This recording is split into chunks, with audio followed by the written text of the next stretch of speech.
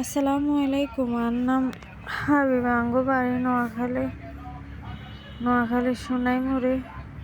আমি প্রতিবেদনে আইসি আর একটা ভালো মনের মানুষের দরকার। আমি লেখাপড়া করছি মাদ্রাসাতে। আসলে আঙ্গো অবস্থা অনেক খারাপ। আমার আব্বাগো অসুস্থ। ভাই একটা ছিল বিয়া করে ঢাকা থাকে। আঙ্গো কোনো খোঁজখবর লয় না, আম্মা নাই। প্রতিবেদনে আসার কারণ আর আব্বাকে অসুস্থ, যদি কেউ আর পাশে দাঁড়ায় আর দায়িত্ব নেয় আর আব্বারে চিকিৎসার জন্য কিছু হেল্প করে, তাইলে আমি হেতার লগে সম্পর্ক করুম, হেতার কাছে বিয়া বমু। আর আমার আগে বিয়ে শাদী হনো, আমার বয়স 18। আমি কদিন গার্মেন্টসে কাম করছি, আবার চলে এসে আব্বা বেশি অসুস্থ এলাই ঢাকা ছিলাম, দেশে আছি।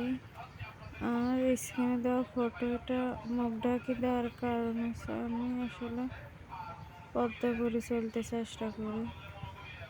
যদি কেউ আমার পাশে দাঁড়ায় তার লগে সম্পর্ক করবো। ফোন নাম্বার দেওয়া থাকবো, যদি কারো পছন্দ হয় দায়িত্ব নিতে পারে, হেল্প সহযোগিতা করতে পারে, হেতে তো ফোন দেয়। আর যে দায়িত্ব না নিতে পারবো এতে ফোন দেওয়ার দরকার নেই। আর হেল্প সহযোগিতার দরকার। আমার আব্বা যাতে অসুস্থ, আমার আব্বার একটা অপারেশন হয়েছে, এখনো ভালো করে সুস্থ হনো। যদি আমার পাশে কেউ দাঁড়ায় তাহলে আমার দায়িত্ব নেবে, আমি তার কাছে বিয়ে শাদী বসবো। আসসালামু আলাইকুম। আর নাম হাবিবা, আঙ্গু বাড়ি নোয়াখালীতে। আর আব্বা আছে, আম্মা এক জায়গায় বিয়ে বই চলে গেছে। আব্বা আছে, আব্বা অসুস্থ। আমি প্রতিবেদনে আইছি।